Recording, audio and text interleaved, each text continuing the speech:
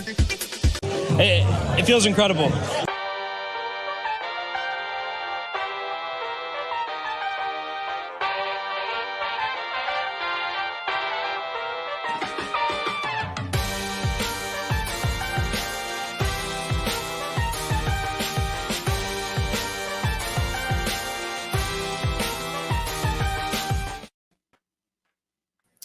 Fish Unfiltered, episode 53. Oh, no, this is actually the different show. It is the same cast that we had for the podcast that we just put up there, but this is Fish on First Live, our usual weekly off-season time slot on Wednesdays. This happens to be the eve of Thanksgiving, so an early happy Thanksgiving to everybody involved there. Eli Sussman, Isaac Azut, Kevin Barral with us. This is presented by La Pop, as always. Thanks to them for sponsoring us throughout this entire year and into the off season as well.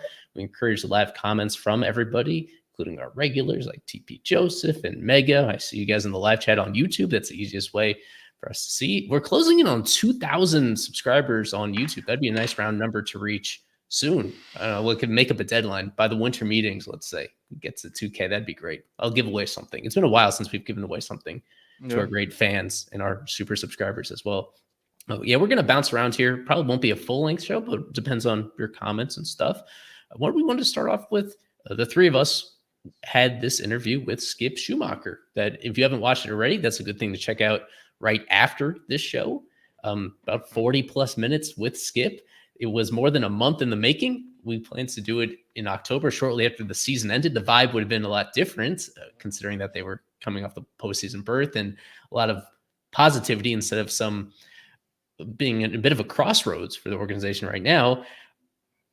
Isaac, considering this was in the making a while and you were most responsible for helping us put this together and bring it to reality, how did it compare to your expectations? I think it went exactly as we all expected it to. Like you mentioned, we had him previously scheduled shortly after the season ended, but with all the turnover in the front office, he told us and we figured that it probably wasn't the best idea to throw it out at that point. Few months have gone by and it went really well. If you didn't know this already about Skip, he's a very strong-spoken individual, very articulate guy who gave us a lot of time, and he was very kind to do this at all, much less give us the answers that he did. So it was an awesome pod. Strongly recommend YouTube, Spotify, Apple Podcasts. It's all there. It's about 40 minutes long, like Eli said. Everywhere you get your podcasts. But it went really well. We spoke of myriad of topics like jazz and center field, what the team needs, and a lot more. You're muted. Eli, you're muted. Oh, I see that now. Good thing we didn't have too many of that issues during the pod itself. But same to you, Kevin. I think you were a little nervous. I think you both were. Maybe I was a little bit on the inside, even though I didn't say it. How did you think it was going to go, and how did you like how it came out? Oh, it was good. It was fun. And Skip, as all I think Isaac mentioned it, he's very strong spoken. He's a great guy. He wanted to be on the podcast. Funny enough, he had mentioned it to Isaac and I pretty early on, and Isaac reached out to him, and funny enough, the day we were going to film, it was the day Kim decided to part ways with the organization. So funny enough, that's what happened on that end. But aside from that, he was great. As we mentioned, spoke about a lot of topics, and the stolen base one was definitely one that definitely got Eli and Skip going a little bit. So I definitely suggest you guys to listen to that. And he obviously kind of broke the news a little bit that Brant Brown, would be the bench coach for Seattle, which is pretty cool that at the end of the day, we now know what the promotion was, and he's very excited for spring training. Obviously, he spoke a little bit about the new guys, Vidal Brujan and Calvin Fauché. There we go. Fauché. So, yeah, it was a great interview. Hope to have him on soon, maybe closer to spring training, and, maybe we'll have some different stuff to talk about in terms of the team. Yeah, we did spend he had a very long response about the base stealing, something that I imagine he probably heard from several different directions about how that it was a bit of a liability for the team in the base running department, and it inadvertently led to things like double plays and whatnot. And even though he had a detailed answer, that was a topic I could have gone back and forth with him a little bit more. Like, it was my contention that it wasn't so much about, lacking high-end speed guys, like super natural base stealers, as he described them as, but also like looking around the league and seeing how there were other teams that even guys you wouldn't suspect to be ordinary base stealers, that across the league, the definition of who was and who wasn't was changing just because the pickoffs were limited. Guys could take longer leads if they drew that initial pickoff. And the fact that the bases were actually closer, and all things considered, I wasn't totally sold on that answer. Overall, though, I did enjoy him very much. He was pretty open with us. He said some things that we didn't totally agree with, but again, he was generous enough with his time. I didn't want to go back and forth too much. Yeah. Just to touch on the stolen base thing really quick, because we mentioned they don't have burning guys, right? Like Jazz Chisholm being the exception. John Birdie apparently was not at full health all year long. Fine, granted, argument could be made, should he be on the IL then if he's not fully healthy? Fine, whatever. But you mentioned Garrett Hampson, and he had 5 stolen bases, same as Xavier Edwards, and exactly I would say 4 times the at bats that Edwards had, and you can't steal first base like we talked about. But Hampson was on first base a lot, and not only that, Edwards, and a few other guys would pinch run pretty oftenly, and when you're getting to pinch run at first base, the expectation is to steal a base there. So I think maybe that is something to work on in spring training. I see his point as well. When there's not a lot of burners on there, you're not going to run Bell, you're not going to run Berger, but I do think that, especially with the amount of double plays they grounded into, and with how inefficient their offense was at times, sometimes you gotta try and gamble and just try and steal second base. And this time around, there's not much excuse. You bring in a guy, we won't touch on him too much, but Vidal Brujan yesterday stole another base in a winter league, and this is a guy who's very known for his speed and his defensive versatility. I mean, if you're going to need a guy late in the game to come pinch run for you, that's going to be your guy, and you're going to want to, as he mentioned, you need a base stealer. You got a couple of them. If healthy Birdie is a base stealer, obviously. And then you have Xavier Edwards, who we'll see if he makes the opening day roster. And then you have Vidal Brujan, another base stealer. You have 3 of them. So we'll see what happens. The only Marlins without a single stolen base all year for the Marlins were Cooper, Stallings, Josh Bell, and Jake Berger. All 4 of those guys with 0, and there's a lot of guys with 1, including Amaya, Burdick, Myers, Jonathan Davis, and Soler even stole a base this year. Yeah, I'll take a note of this question. I'll look this up later as best I can in terms of who exactly was on first base that could have been on second in those situations, and hypothetically how much things could have changed if they were at a more aggressive approach. Just along the same lines, is there anything in particular that you either didn't have time to ask Skip, or that you didn't have the courage to ask Skip, that you really wanted to know from him, for either of you guys? I mean, there is just one philosophical one where, as for any manager, you make a decision. For example, the one that stood out to me is the Yuli Gurriel. He pinch hit for Joey Wendell one night against the right-handed pitcher. So Joey Wendell was already in the favorable matchup. This was before he was struggling, and Yuli Gurriel came through with amazing hit. It was an amazing move. But if that ball's 2 feet to the left, it's a 3-6-3 double play. So my question to Skip would have been, how hard is it in this industry to make a decision? It could be the right one, but it goes badly. And so the whole fan base, the whole media is going to be attacking you and ostracizing you. But it was the same decision. Whether it's 2 feet to the right or it goes down the right field line like the way it did, it's still the same decision, yet it can have such a completely different outcome. And how does that make it so tough to be a manager? And I would have loved to get his input on that. We didn't have time, nor did I have the cojones to really ask him a long-winded question like that. But it's always curious to me how you make a decision like that, knowing it's a weird one, especially that one, because putting Gurriel to face a right-handed Palante, I think it was. That would have been my question, just because it was the right decision, obviously.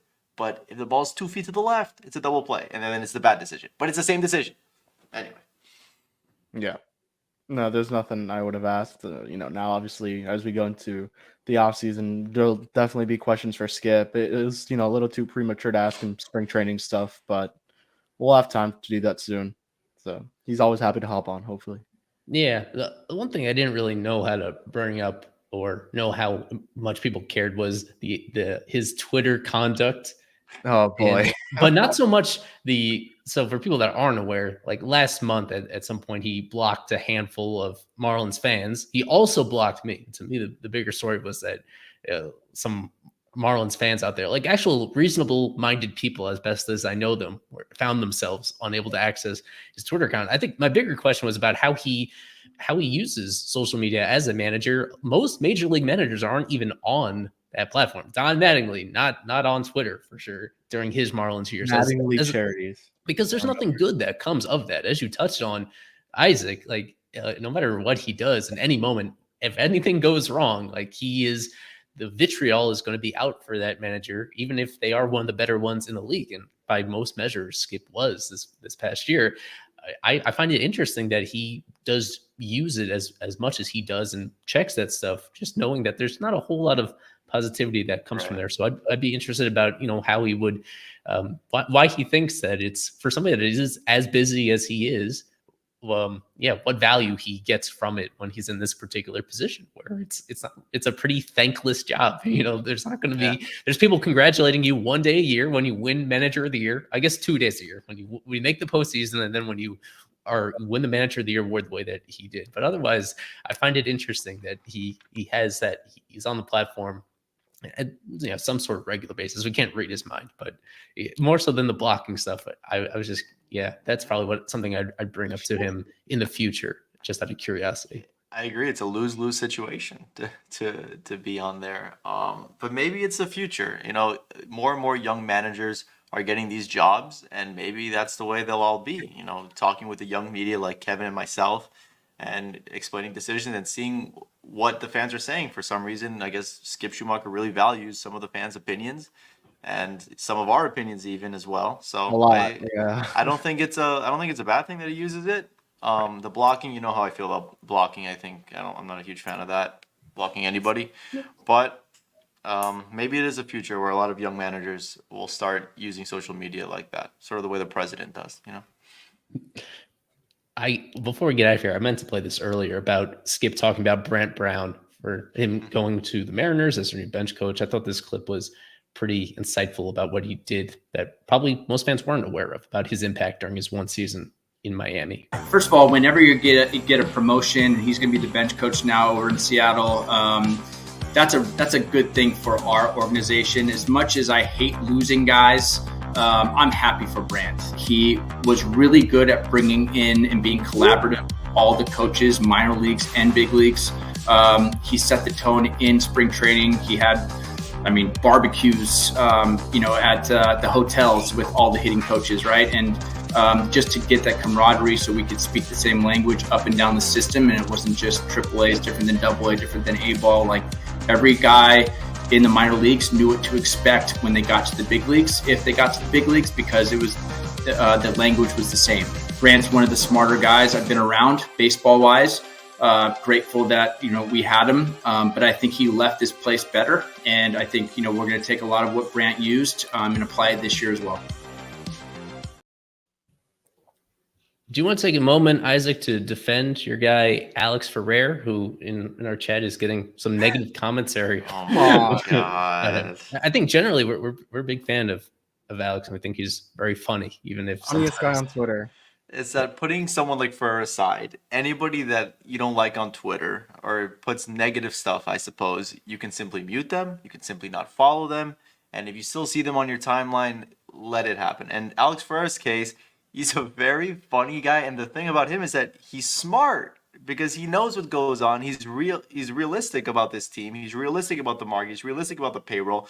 So that's why his comedy really sits well with me, because it's clever. A lot of it is very clever stuff that I don't know how someone could block him. It's great. It's like the best part of my day when I see his name on my feed. So I don't know. Obviously, some people. Which one? The Josh Bell one when he opted in, his little quote. Right, like he puts funny things and nothing wrong with it. So I don't see the need to block him. There's some people maybe you want to block. There's some media members that I block. Or that I mute, I'm sorry, but blocking them is one step too much, in my opinion. Yeah. So before we go to break, I want to take a moment to look at some early free agent activity. It's been moving pretty slowly, even compared to last offseason, but thankfully picking up the last couple days. For people that may have missed it, on the minor league front, the Marlins signed Tristan Gray last week. I think that was last week. And then he got married, and that's cool, but it's a minor league deal for a guy that has like 2 career games in the majors in terms of the actual recognizable faces who have signed to this point. Aaron Nola is the big dog at 7 years to come back to Philly, almost $25 million a year. Reynaldo Lopez, a surprising landing spot going to the Braves. The money sounds about right, but the Braves themselves, they seem to already be pretty loaded, and apparently they're like entertaining the idea of having him as a starter, or at least to prepare as a starter in case they need him to. Then both Kyle Gibson and Lance Lynn going to the Cardinals on one-year deals. Ricky Vanasco, I believe he was a minor league free agent, but one that was so enticing to the Dodgers that they gave him a guaranteed deal. And then Paul DeYoung, as of earlier today, they were still waiting on the terms to that deal, but it is a one-year deal of some kind. I guess I'll start with Nola, Kevin. Your thoughts on just the dollars that were handed out here and the fact that the Phillies, even for a team that already has a lot of other big contracts on the books, that they're willing to go this far for a guy that wasn't even coming off a great year.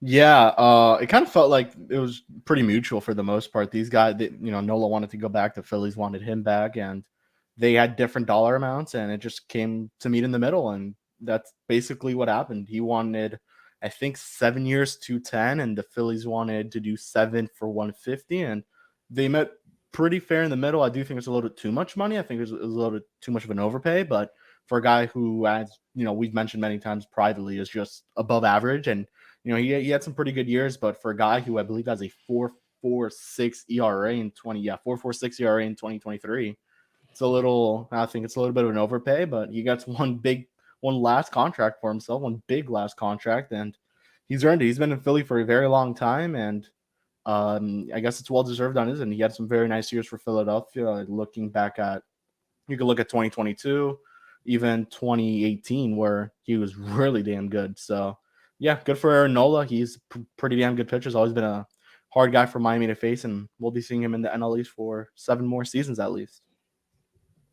Yeah, and interesting with both Gibson and Lance Lynn, those are the type of pitchers that I thought the Marlins might be in the market for, just since they look for assurances of eating innings next year and only for next year before Sandy comes back from his Tommy John. Isaac, are you a little surprised that the Cardinals doubled up on that type of pitcher for a team that was so disappointing last year and desperately needed arms, that they settled for, one guy in Lance Lynn that's coming off an awful year, and then Gibson being one that's just really limited upside?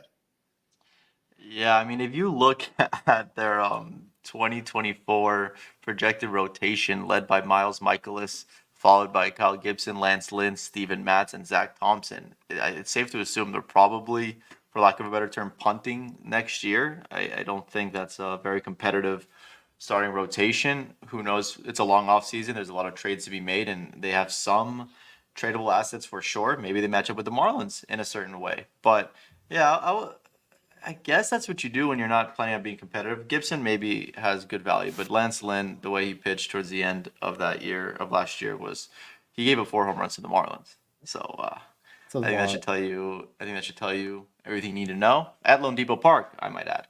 So yeah, I'm pretty surprised to see these Cardinals do something like this. But like I said, it's a long off season. Maybe they go sign a big ace. Maybe they get Yamamoto. So who knows? But early on, it's a little bit of a peculiar start for them. I will say I'm pretty impressed. I haven't looked at this into Kyle Gibson too much, but he's never had a negative WAR in his career, FWAR at least. So I will say I'm pretty impressed with the high ERAs that he has had and lack of success, I guess you could say, because the last 2 seasons he hasn't walked many guys. That's, I guess, what's been going well for him. The ground ball rate went up. He doesn't give up too many home runs, and definitely worked in Baltimore. Now what is kind of like half pitcher, half hitter friendly, where that left field wall that is not friendly at all for hitters, but it's good for someone like Kyle Gibson. So we'll see what happens. He's going to, I believe, I want to say more hitter friendly ballpark in St. Louis. So we'll see how it goes for him. But yeah, definitely an interesting case. And I think Isaac kind of nailed, was pretty right about Lance Lynn. That guy was really bad last season for both teams, the Dodgers and the what was his other team? The White Sox. Yeah. What I will say is he got a lot of movement with the fastball. He got a lot of guys to swing on it, at least 31.4% whiff. He still has lower 90s on it, but we'll see what happens. 1 year, and I believe it's a club option for the next season. So Cardinals could easily get rid of him after this year, or even trade him if, as Isaac said, if they suck, and they could trade him away from some sort of values if he is having some sort of successful season, in his eyes at least. Right. And Isaac briefly mentioned Yoshinobu Yamamoto, who his negotiating window officially opened yesterday. Unfortunately, not very Marlins relevant, just because he is going to be so far out of their stratosphere price-wise. I think Aaron Nola is kind of the low end in terms of what he get, just because how young he is, still 25 years old and coming off like back-to-back dominant, not just the best pitcher in Japan, but like by a pretty healthy margin. The type of pitcher that really hasn't come over from Japan directly ever to do it at this age and being so consistent and seemingly having really high upside. So he is going to be out of the Marlins price range. And the question always is where he lands. I remember last offseason, it felt like all these great players were coming to NL East teams. And as it turned out, at least one of those teams in the Mets didn't take advantage of it. So winning the offseason, it's a reminder right now that winning the offseason is not directly aligned with winning the regular season. It's just that maybe last year was kind of an outlier. And like last year, so many of the teams that won the offseason flopped. And I would expect there's usually it's a little bit of a correlation moving forward. And it is still important to track who goes where, because the talent on the roster does matter quite a bit. Marlins aren't going to always overachieve quite as much as they did last year. I mean, you may not see him on the Marlins uniform, but he's going to be in the NL East most likely. He's probably going to be with the Mets. You have him, Kodai Senga, back-to-back days. That's not fun to deal with. And, this guy apparently is the real deal. So we'll see. Definitely. I think we saw it today from Feinstead. So it was, I believe, $200 million what he's projected to get. And, he's a stud. So we'll see what happens there. I think it's either Mets or Yankees for him, if I had to guess. But, yeah.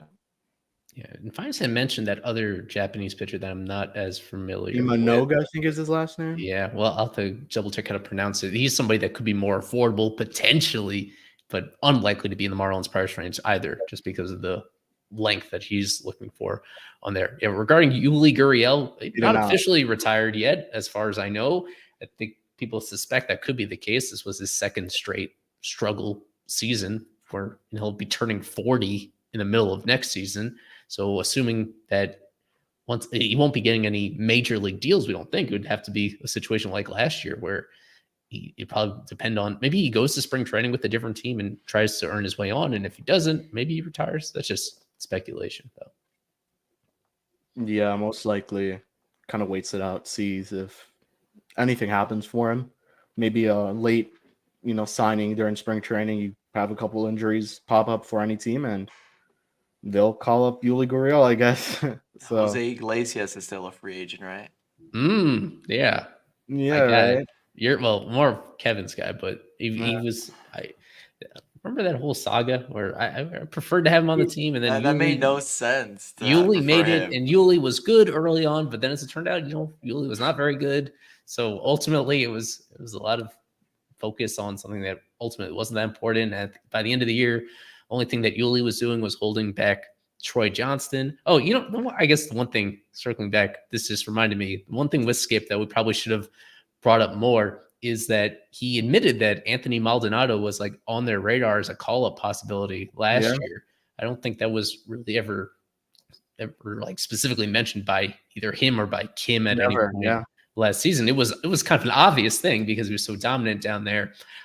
It is still interesting because there were times last year where I felt that he should have been up as well. And he was a guy that was selected to the 40-man roster. So, good chance for him to make the team next year.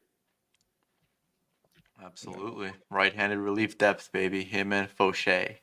Now Jose Iglesias is making music videos. So, yeah. Yeah, we'll go to a slightly early break. I have a flip fish for you, and it's an easy one. It is it's kind of a trick question, but I ran out of ideas for exactly how we should do this. And what we should focus on this one is someone who's a former Marlins player and who's mentioned on the Skip pod.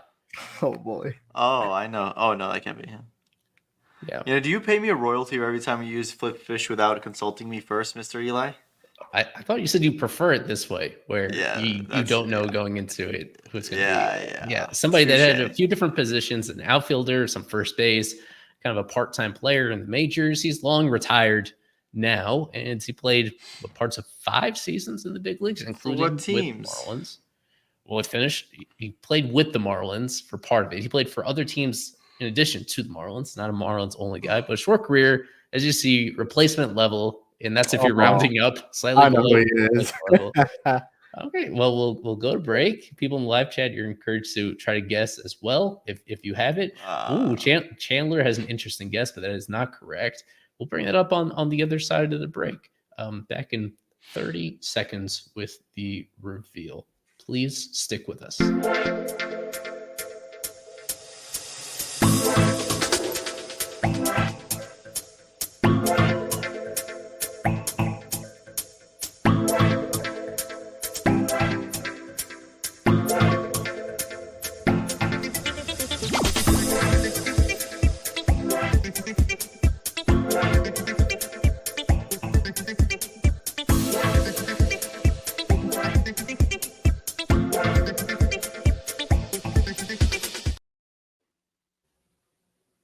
Thank you guys for joining us. Fish on First Live here during the off season.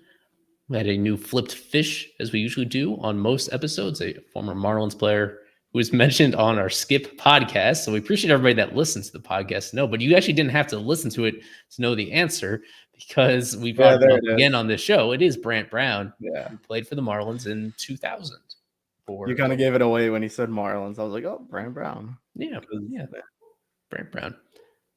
Yeah, that's it. Now It was cool that he's a former Marlin. Like, he didn't play. Yeah. Too Oh, long. wait. Where's my reveal? I need to show you the reveal of him as both a coach and as a player. There's him on the left back in that lone Marlins season. Look at those blue eyes. What a god.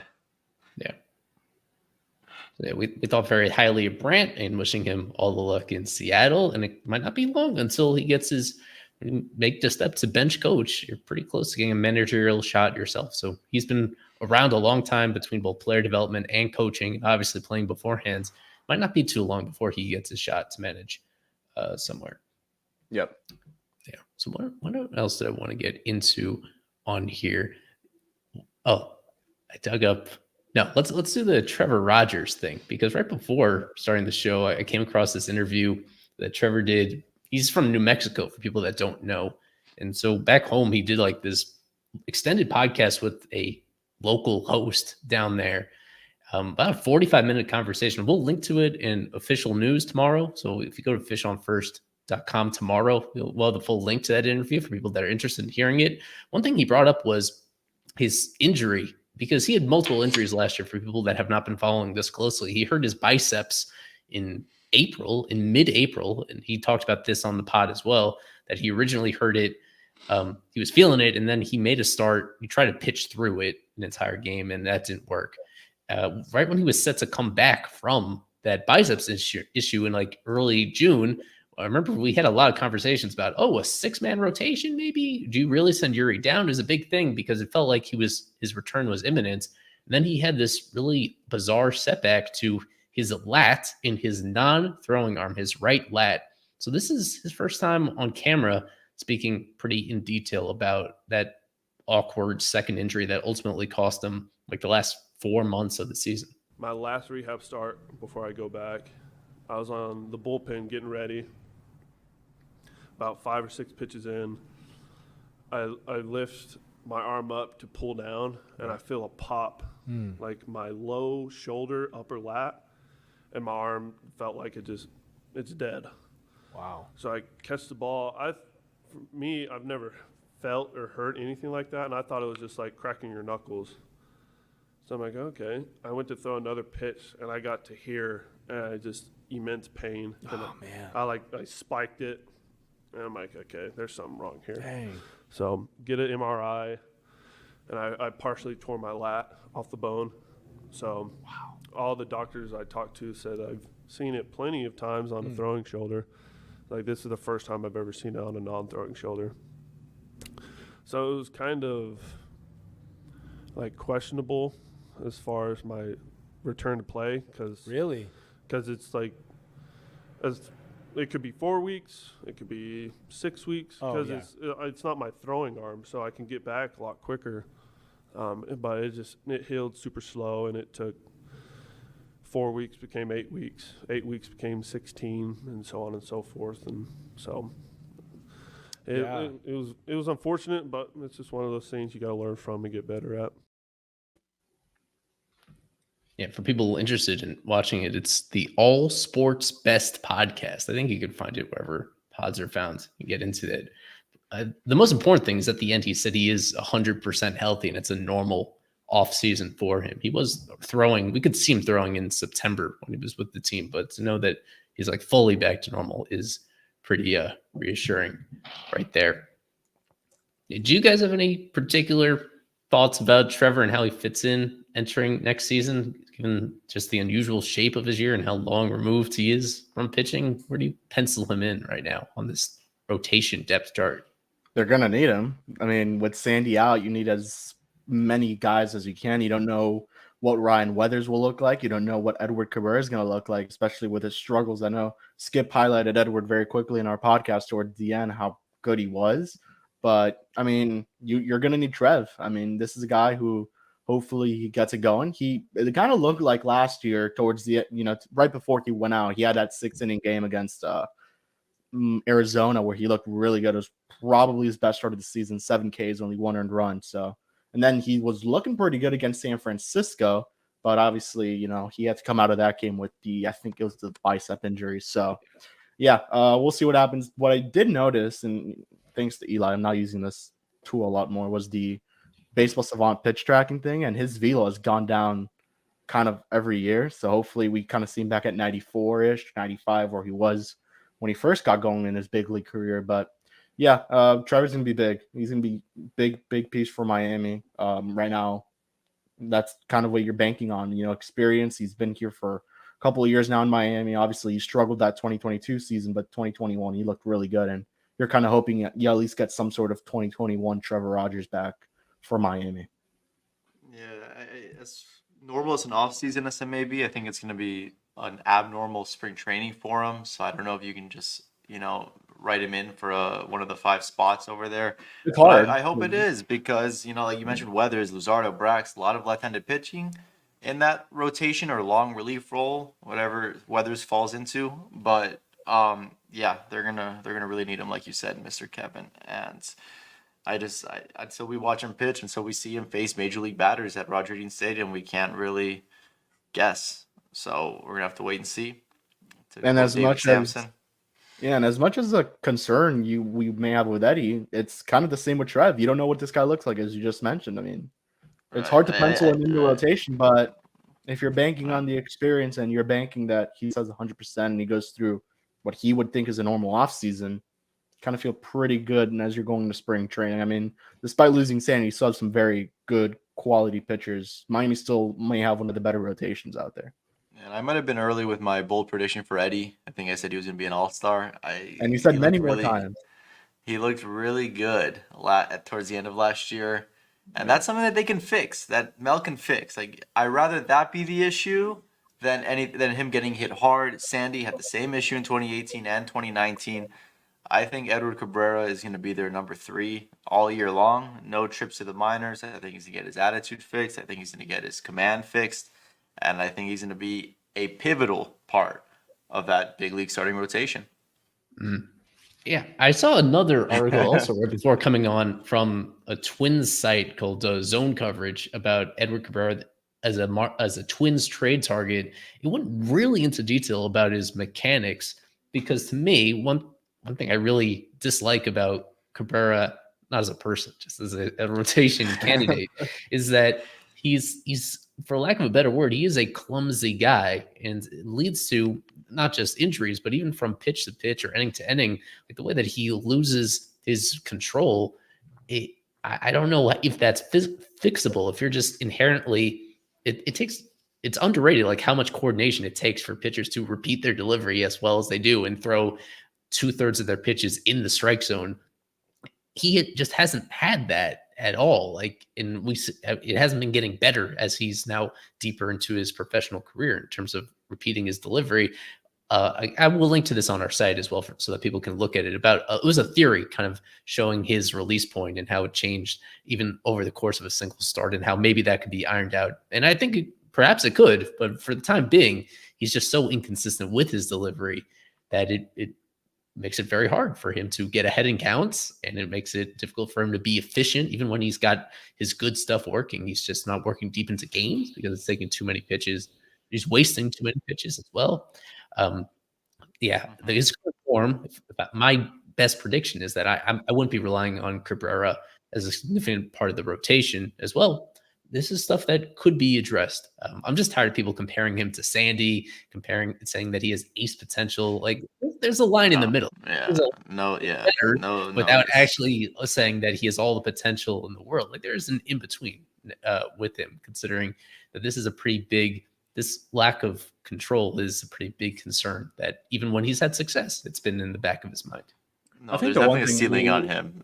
There's definitely a ceiling, and you're right. But the floor, I think, is relatively dominant late inning relief guy, unfortunately. But I don't think that's where he ends. I think it would be a waste of what he has. He's got so many weapons in that arsenal that right now he can't throw it over a 10-foot wide strike zone. But give him, I guess, one more year. I think you got to give him one more spring training with Mel, and if after that, then you got to experiment with something else. But to me, they need him in that rotation. One, because it's lefty heavy pretty significantly, and you're gonna have no Sandy the entire 2024 season.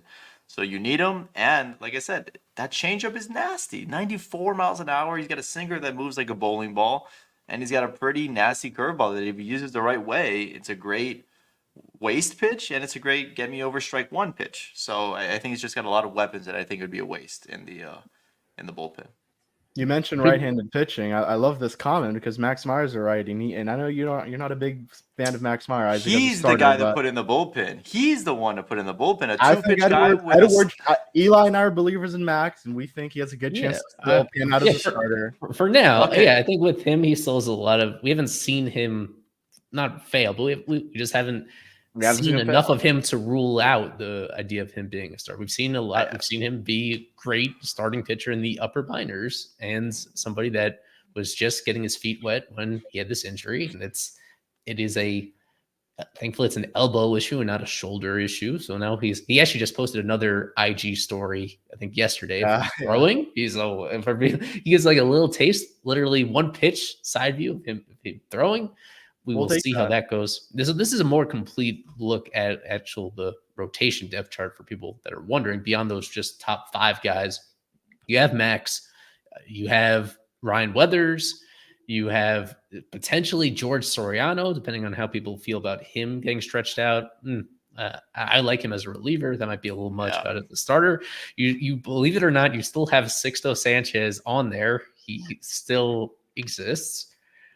I'll leave it at that. And beyond that, it's mainly relievers. And of course, it's Sandy on there, but he'll go to the IL and that will open up another roster spot. And there's still openings on this roster, still 3 available 40-man spots. And that's, Brian Hoeing. I almost forgot to mention Brian Hoeing. He also is there. He exists for the time being. The one thing you mentioned Soriano, you prefer him to be in the bullpen. How different is he than Max Meyer?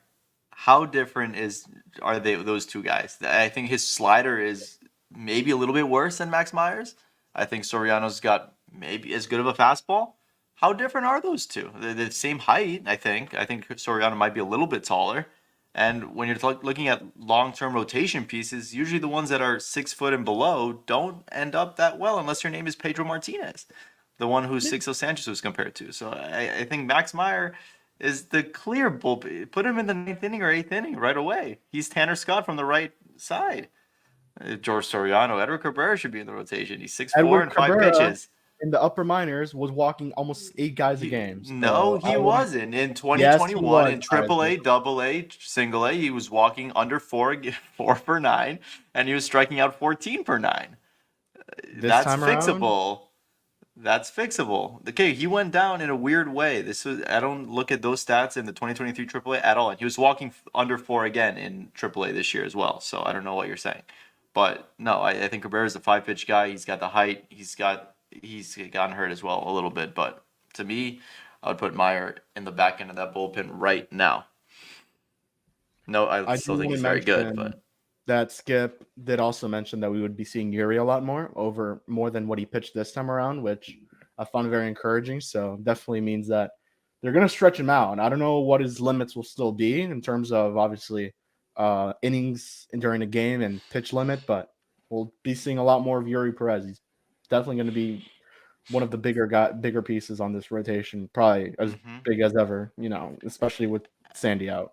and Skip says that, and I do think it will be accurate. He will pitch more innings, but they're still going to be careful with him. Like Oh, of course. he sort of hinted at that. He should be a senior in college. It should be. Or I don't maybe think I think a he's wrong by junior. that. No, he's supposed to be like a sophomore, but Yeah. Well, What he's is he? 20. into his age 21 season. That would usually be Right. So a junior. okay, well, yeah, Right. that's okay. Yeah, I was looking So at a junior in college, and I think they're not going to let him go into the 7th inning early on in the season at all. That's my prediction. It's going to be like a Jose Fernandez type situation where he's at 90 pitches, he's done. And unless he's very, very efficient, I don't see it.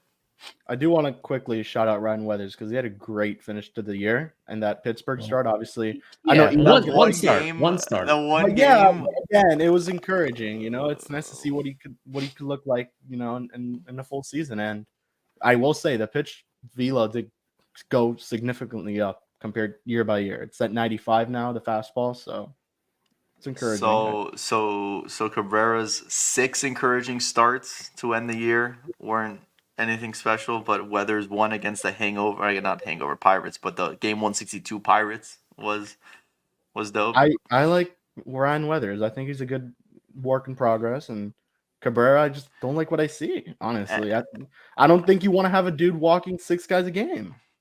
Weathers walked 6 guys a game. No, he didn't.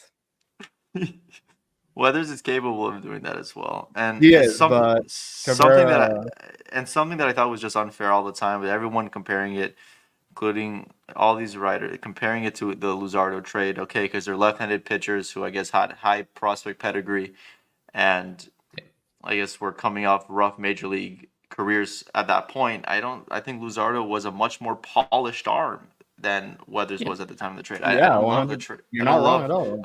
I don't love the comparisons whatsoever. I think they're totally different pitchers as well. So you're not wrong. I gotta say that. And I know Eli mentioned this very early on. He was brought up through the system very quickly, and that's Weathers. And he was a major leaguer by what, 22? Earlier, I think he was in the 2020 postseason. That was when he was still 20. Yeah. Exactly. So it kind of shows you kind of how rushed up he was called up, and now he had time to kind of stay in AAA for Miami for the most part. He looked pretty good as well with Jacksonville. So yeah, it's definitely an option. And worst comes to worst, he starts here in AAA, and if Edwards struggles, yeah. Well, he has a lot of responsibility on his shoulders to make up for the loss of Sean Reynolds. They had to trade Sean Reynolds just to get Ryan Weathers. Sean Reynolds struggled big time after that too. I feel bad for him.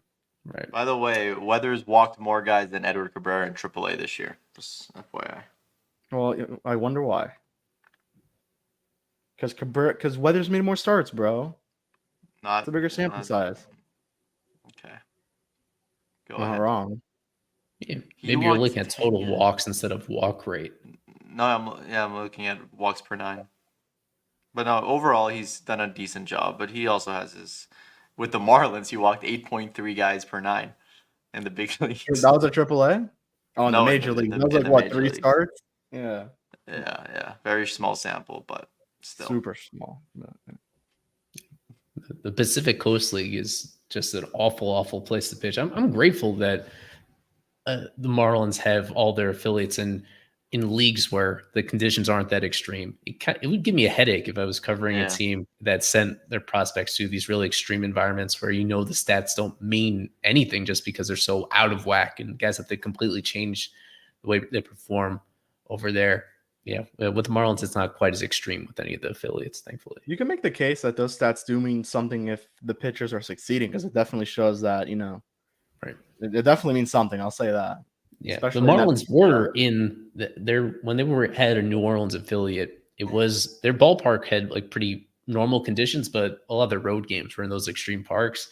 And Zach Gallen, this was 2019. Yeah, 2019. He repeated AAA. He was okay his first year in 2018. He repeated in 2019, and he had a sub-2 ERA over half a season in the most hitter-friendly league that there is. That's what put him on people's radars again, and the rest is history. It's been great. Yeah, it's been great ever since then. Tough playoff run, but yeah, that's right. And if you go back far enough, Marlins used to be in Albuquerque. That is one of those ballparks that is really extreme conditions, and now it is a Dodgers affiliate, if I have that correctly. Yes. Yeah. Beyond that, there was this comment we got before the show that I just wanted to bring up about potential Marlins moves and free agency ideas. Dominic Smith being non-tendered. Yeah, I'm not a fan generally of the Marlins have now done this for the last several years of having multiple first base only guys on their roster at the same time. I'm not a big fan of that, especially when they're unathletic guys that really don't have a second position. So they have Josh Bell already, and I know that it's easy. It's a little easier now with the DH spot, but generally speaking, when you can avoid it, not something that what do you guys think generally about the idea of even considering another first baseman on the roster to be like Bell's backup, kind of, just understanding that there's only so many roster spots you have to work with? I think it behooved the team to have someone like Gurriel be a defensive replacement at times, because I didn't realize he's not bad at first base, but Josh Bell is by no means a Gold Glove caliber defender over there, and it's a very important position to have a good defender there. So I don't mind having someone that can play first base. Back in like 18, they would have Miguel Rojas play a lot of first base late in games, and maybe not a first base only guy to supplement Josh Bell, but I don't know, someone that can play all those positions. Obviously, Birdie can't, Hampson can't, but if they get someone else that can also play a really good first base, I think that would be beneficial to the team for sure, because there's going to be times they'll never pinch hit for Bell, but they'll definitely want to replace him defensively. Or they can put him at DH and get another full-time first baseman. I've always liked Dom Smith. I think he can hit, but I don't know if the fit's there right now. The one thing I will say is they brought in this guy, Tristan Gray. Obviously, I know he's not a very good shortstop, but that's where he played most of the time, I believe, Durham.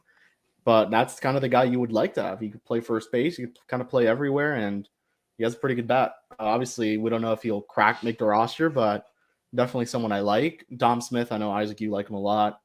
He's pretty good, I would say. He had his time with the Mets, I believe. They tried him out. They did the Jorge Alfaro experiment with him in left field when they brought Alonso. So we'll see what happens. We'll see. But I don't hate Dom Smith as an option. You have Luis Ariz, who could kind of play first base a little for you. That's what we thought he would be when the season started. But, immediately after, they said he'd be a second baseman, and he looked pretty good there. So, yeah, I don't hate the possibility of bringing in a true first baseman to back up someone like Bell. I mean, we saw it with, as Isaac mentioned, Yuli, who was just coming off a Gold Glove season 21 with Houston. He's, for the most part, been pretty good at that position. But, yeah, we'll see. I mean, to be fair, we were all vying for Troy Johnson to get a 40-man spot and possibly be on the 40-man on the 26-man roster. And he's as true of a first baseman and probably even worse defensively than Josh Bell. So kind of shows us where we were at, trying to value the bat more than the defense, which is fine. But, absolutely. You need defense as well. We need Chandler in these comments more often. I agree with so much of the stuff that he brings up. This is exactly how I feel about just having multiple primary first basemen on the roster in this day and age. When you didn't like Gurriel from the start, though. Well, it was partly because that it was limited at first base. I remember in spring training, Skip left the door open that he might play other positions. And I know he took some practice reps at other infield positions, even though that never went to a real game. That was very bizarre to see that happen. He also said it late into the year, I'm pretty sure, once or twice, where I think that was when they brought in Bell. He was like, yeah, maybe we could see, Yuli play second base this time around a third. I was like, oh, okay, I guess so. But, yeah. Never happened. Yeah, I think we'll wrap up the show pretty shortly. One thing I have to go back and I need to watch this interview that Jeff Conine did with Foul Territory that just came out. I didn't get a chance to watch it, but the very first thing they asked him had to do with his Mr. Marlin nickname. So I thought Isaac would get a kick out of this. I thought it was kind of corny. Didn't really like the nickname because they gave it to me quite a while ago. But now I embrace it. So every time I see fans walking around, just milling about, I go to the stadium on every home game because I'm back working with the Marlins. But at the grocery store, people just refer to me as Mr. Marlin, and you know what? I've come to love it. So Hanley Ramirez isn't called that. Yeah, there are some people that don't feel that Jeff Conine should, as somebody that was a good player but rarely great, should be given that nickname. But of course, he has a strong case that doesn't even need to be relitigated right here, considering that he was on both World Series teams and played so many games with the team. Yeah, and that there aren't many other great candidates, even Hanley Ramirez, as some would advocate for, doesn't. Even if he was an individual who shined brighter at his individual best. So give it to Sheffield. It's a deserving, it means a lot to right. It's deserving by default, I guess. Yeah. You just lost Alex Carver. Yes, he is, Chase. Yes, he is. Yeah, Ricky Nolasco is the team all-time pitching leader in a lot of counting stats. Yeah, in everything, bro. He was around a while, but even he's even a tick below Jeff Conine in terms of the individual single season greatness that he had. I don't know. Often. Jeff Conine never struck out 16 guys in one game, so I would say Ricky's there. We're calling Miggy Rowe Senor Marlin. I forget what that was. I think they were calling. Well, that was a typo there. I think they were calling him Senor Marlin. I forget what that was even about. But people, yeah, like at his Martin best, Prado. Yeah, he had his moment where Miggy Rowe was very widely adored by, maybe not by his teammates, but by fans for a reason. Alrighty. But I think beyond that. We need to save the clip, and I'll say this here now. We need to save the clip towards the end when Skip was talking about prospects that we cannot project how a 17, 18, or 19-year-old prospect will be in the major leagues. I need that. I need to clip it, and I need to send it to Carver. Because obviously we didn't talk about the trade very much, but Lara was a guy who our good friend and Fish. Yeah, we can talk about it right now to finish it off. Yeah. It's a 4-player trade for people that are not familiar with so far, but there is a potential player to be named later in return for Brujan and Fauché. Marlins sends infielder Eric Lara. They sent the pitcher Andrew Lindsay. Both those guys were in rookie ball last year. And the last piece is either going to be a player to be named later or cash considerations. I believe after the Rule 5 draft is when they're going to determine who, if anybody, that last player is. But you could go ahead. Yeah, I mean, Lara, I'm not going to say I didn't like Lara. I thought he was a really fine player for the most part. Obviously, he had a very good start to his major league career, 133 WRC+. What definitely stood about him, and I know Alex Carver has the same sentiment, is that he had the chance to stick at shortstop. He has that potential, and obviously, I'll say it now, and I'll say it again. It's very hard to project what someone that is younger than myself will do at the major league level or even moving forward in his career. So, yeah, and then Andrew Lindsay, 5th round pick for the Marlins this past year. Nice reliever. He had some nice success with Miami early on, but, Miami has the chance to add on to their major league roster and has a chance to maybe hit on someone who was formerly a top 100 prospect. Yeah, look at Lara. Lara was very tall in person, and he had the chance to stick at short. And I did forget to mention, we asked Skip who kind of stuck out to him throughout the minor league season. He mentioned Evan Fitter, and because I believe he was like in the same high school as him. Right. And Fitter was good to start the year, kind of, I wouldn't say sucked. He just started to struggle towards the end of the year. And then who was the other one? Cape, and he mentioned Khalil Watson, very, right before he got traded. But yeah, Lara, good player. Wish him the best. Tampa, obviously. When they want a guy, they're going to get him for a reason. And Lindsley could be one of those next up-and-coming relievers that the Rays develop. They have a lot of guys who've developed in their system. And, yeah. To answer this question, we could go out on this. The player to be named later function, it gives you up to 6 months to not decide, but to declare who that player is going to be. And it's not that you need the extra time to make a choice. It's because there's usually a specific reason behind it.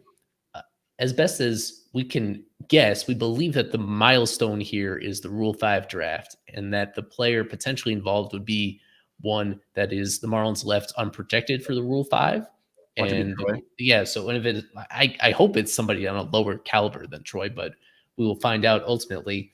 And perhaps once Rule 5 passes, if that player is selected, that probably this converts into cash. If that player is unavailable and if it's selected by a different team in an unrelated transaction, it translates to cash considerations. And if that player is available, then the player goes in the deal.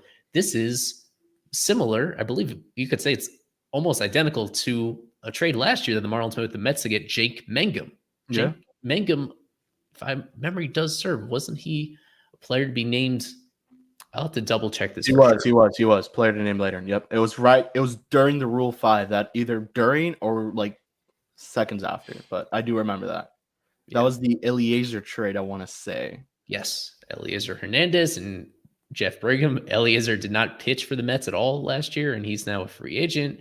Jeff Brigham did do some pitching there. Yeah. Yes, and I did get the confirmation. Franklin Sanchez was the one guy that was named at the time. He was supposed to be the better prospect than Mangum, but based on last year's results, Mangum was far more impressive, hitting right around 300 during spring training. I know, Isaac, you were able to watch him. I think it was the day of the WBC, one of those games.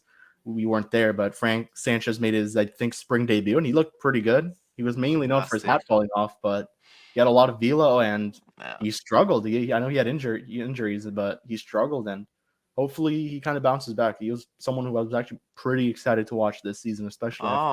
Nick Enright. Yeah, Nick Enright should still be in the Guardians organization as far as I know. He's just not on their 40-man roster anymore. Yeah.